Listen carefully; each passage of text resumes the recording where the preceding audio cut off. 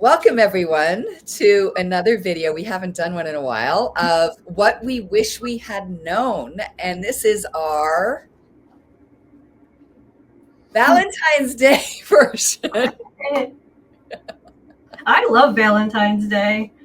I like it too. I have to say that I got proposed to on Valentine's Day. Oh, okay. I did. Yeah. So it is kind of a special time, but we have a lot of information that we want to share with you about some of the things that we hear as sex therapists when it comes V-Day, approaches, right? Yes, this is always such a interesting time, and I use interesting because it's exciting for some people, and then it's also a little bit dreadful for some other people. And so this upcoming week, we never know, or I never know what I'm going to be walking into as far as a session and what people are going to be talking about. Like, are they excited about it? Are they not thinking about it? Are they putting a lot of pressure onto it? Yeah. So let's start by talking about our individual. So we see individual clients who are both dating and single and looking to meet people. And then we also see individual clients who are actually partnered, who are coming in to talk about something that's more personal to themselves and private. So we're going to talk first about that first category of our individual clients who are single and dating, right? Yeah. And when they think about Valentine's Day, some of them feel lonely, actually, because maybe they're not dating someone with whom they have this kind of intimacy and monogamous relationship that they're seeking, right? So for them, it's sort of like people who, when approaching Thanksgiving or Christmas, and they feel like maybe they don't have family to celebrate with, right? Yeah. That sense of loneliness and isolation. Yeah. And sometimes a bit of grief. Maybe last year they were in a relationship. Now this year they're not, and they're feeling, whatever those feelings that it's evoking for them, it's coming up, and this isn't such a joyous celebration for them. And so during sessions, we're talking about, what is it that you're feeling? What's coming up for you? And then how are you approaching this, right? Like how are you approaching Valentine's Day? Maybe some people are doing like a Galentine's Day thing. Like that's been really popular in the last couple of years. Other people are spending time taking care of themselves and like doing a self-care day, which is really important. But processing through those feelings is something that I focus on during sessions. And when we're talking about sex, like what is it, because we're sex therapists, right? So when it's talking about sex, like is sex something that is related to Valentine's Day for you? Because for some people it's all about romance, and romance does not equal sex. Some people it is more about sex, and like that's all it's about for them.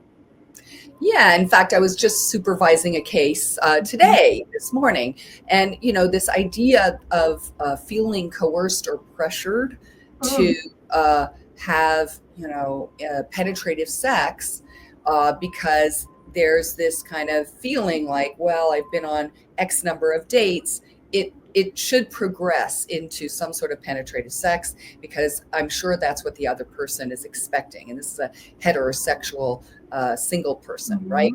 And so the sense of like, I'm not ready for it, but I don't even have the words to say it. And is the person going to not want to go out with me if I set my boundaries and be very clear about what I would like to do and what I wouldn't like to do?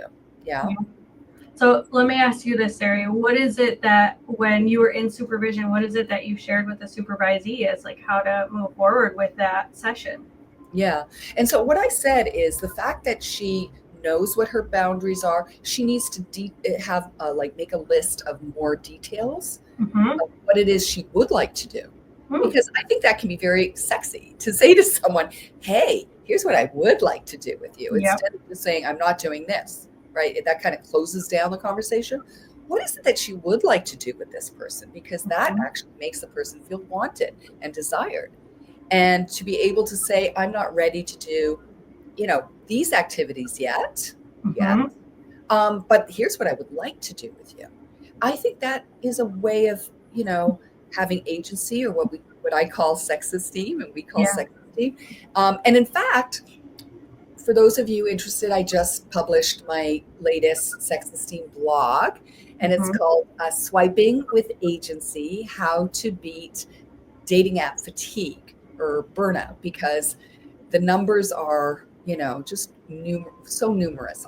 A lot of single clients of ours talk about just they're so done with it, with dating, Mm-hmm. because they've been ghosted, they've been lied to. People are just like not even who they are on the, on the apps. So they're really sort of, their sense of trust and hope Mm-hmm. has really been depleted. Yeah. So that has some tips for people who are on the dating apps and want to meet somebody. Yeah. I'm excited to read the blog article. Something that comes up a lot with my single clients that are on the dating app is they feel like they're burnt out from the emotional labor. Like, how much am I going to talk to someone about what they're doing, what their favorite color is, and then what is that back and forth between before we like go on an actual date, and deciding what to do, or like how long it takes between talking and going on a date. And they just feel like, oh, like I don't even want to do this anymore. Like, what is the point? Because then you go on a date and maybe there's a connection, but maybe there's not, and they're feeling that fatigue for sure. So that's actually one of the things I address in the blog, but you can find it on my centerforloveandsex.com site, which is, don't spend an inordinate amount of time messaging back and forth. Like, just don't do it. Like, say, hey, I would like to just like meet you for a drink or coffee, right away, so that we can see if there's something there. Like, Yeah. let's meet. And if someone's not willing to meet right away in a public place, that might be a message that, they're not actually someone you should be engaged with. Mm-hmm. Right? Thinking Like, about safety concerns, but also if they want to meet at home, it's probably more about like a hookup rather than dating and getting to know each other. yeah. And if they also just don't want to meet you in person, what else is going on in their lives that they're not making themselves available? Right? Right. Are they really available if they are not able to make a date like a week in advance? Mm-hmm. Maybe they're just on the apps to like pass time. And then is that someone you really want to be spending your time with, especially if you have limited availability? Exactly. And not only availability, but bandwidth, right? That's part of burnout. If you're depleting yourself going out and, or spending time messaging someone, how you do have to have energy. I always say, dating requires energy and showing up vitalized and full of energy. So if you keep kind of spending time scrolling and messaging, you're actually depleting your battery of bandwidth, right? So anyway, that's what's coming up in my rooms and with my clients, my therapists who I supervise and consult with.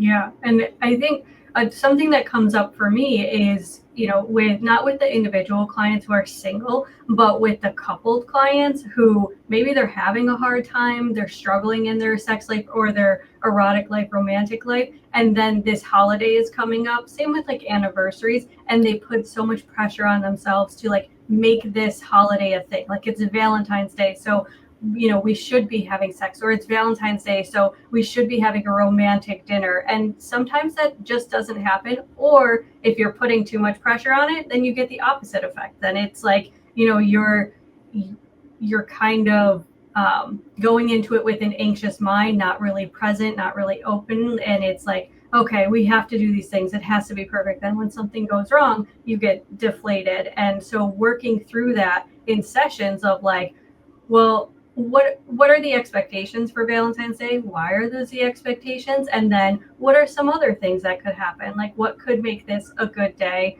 that where you're not putting so much pressure on sex or having this huge romantic evening? Right. And so that obviously, I'm so glad you're bringing up the couple Mhm. piece, right? Because the issue has to do with not only expectations and being able to communicate what you Mhm. can come up with as a solution, but I also think it brings up like old power struggle resentments, which is why they're in treatment in the first place, Mhm. right? So if there's been a power dynamic in which one person has gotten their way, so to speak, more of the time or led more of the time, and the other person feels resentment for that, Mhm. and at some point says, I may not want to do that, Yeah. and I want you to hear that, and I want you to understand why I don't want to do that. And the Mhm. other person is more dismissive. That's where our work comes in. That's where a therapist works comes in, to understand, okay, can you guys understand, first of all, that there's been a pattern here of Mhm. leading and following that has been in progress for some time, right? How do you want to shift power here in Mhm. terms of decision making? And instead of telling them what to do, asking them, are you open to shifting who makes decisions, how you make decisions, how you compromise, right? That's really Mhm. what it comes down to, and working as a team. The well-known couples therapist and author Stan Tatkin talks about the relationship bubble, Mhm. right? And the work on both partners is to protect that bubble, which means you're working as a team. Yeah. And what I always say to my couples therapists and to our supervisees is, you're treating a relationship. That's your client. Mhm. And you have to get that clarified and repeat that over and over to your couples to understand, like, I'm trying to protect the relationship here. I'm trying to have the relationship grow. Yeah. Yeah. I love the concept of the relationship bubble.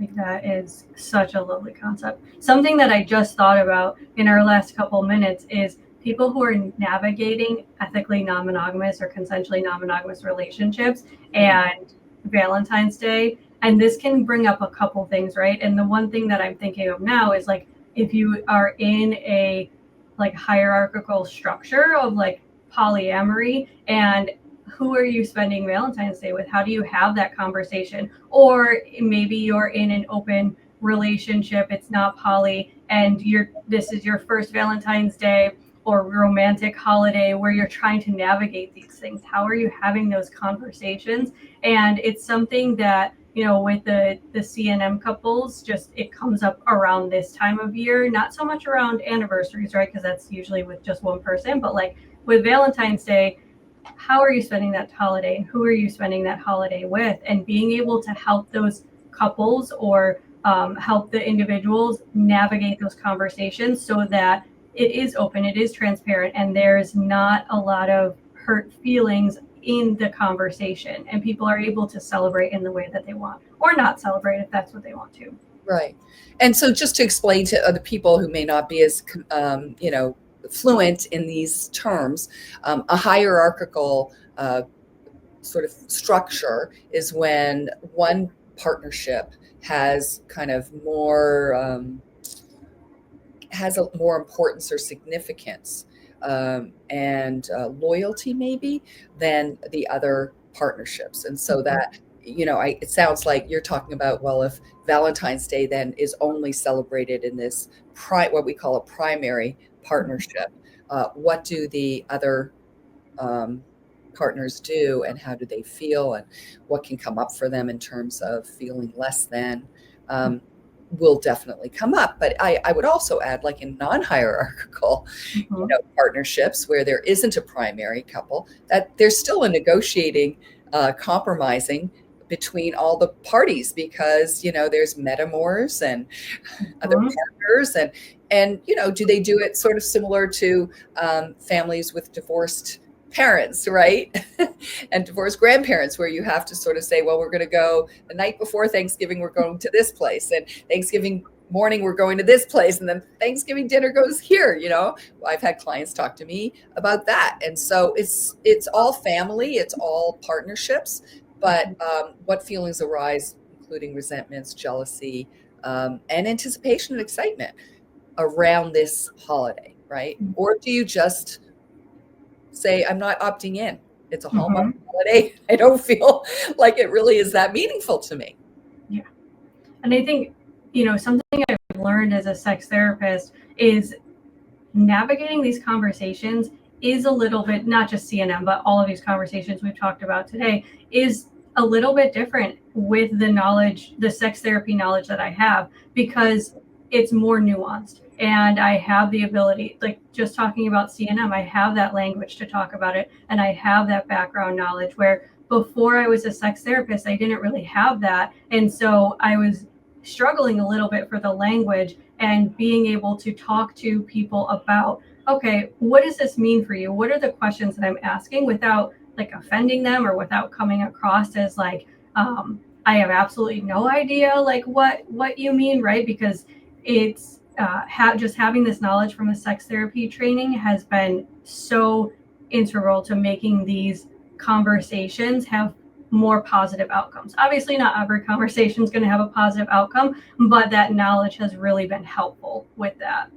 Right. I agree. I'm glad you're bringing that up because it also gives us language to ask questions, right? And, asking more nuanced questions about what the meaning is of a certain type of activity, whether it's a date or whether it's a sexual experience, that we wouldn't have had that before we became sex therapists, which, by the way, is one of the reasons we included that in the See It certification. And actually, this month's topic is consensual non-monogamy. Right? And our live case consultation will be a case that incorporates some sort of consensual non-monogamy, ethical non-monogamy agreement case. So that someone is having difficulty with and has questions about. Yeah. Yeah.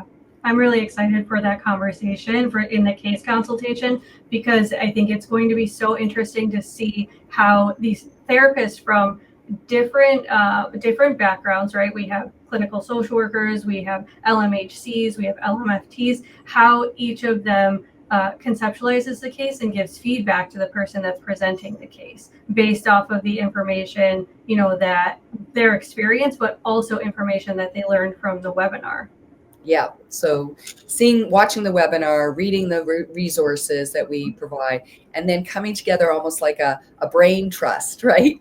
Where we are listening, we are responding, we're discussing. Really, that's my favorite way to learn. So I'm so glad we're this is part of our training for therapists who are interested in getting more sexuality educated and erotically informed, which is the See It acronym. So thank you. I'm so glad we got to talk about V-Day. And I know what I'm going to be doing for V-Day because I do like V-Day. And I'm doing my favorite pastime, which is dancing. Oh, very nice. Yes. I don't know what I'm doing yet, but I'm sure it'll be something fun. But if you are interested in joining the certification or you're interested in taking one of our webinars, please visit us at www.eroticacademy.net. Maybe you're watching this video on the website, but if you're watching it on our YouTube, please visit our website. And I'm going to post in the comments on the YouTube a link to Sari's blog article so that you all can read it. Thank you. Happy V-Day, everybody. Happy Valentine's Day.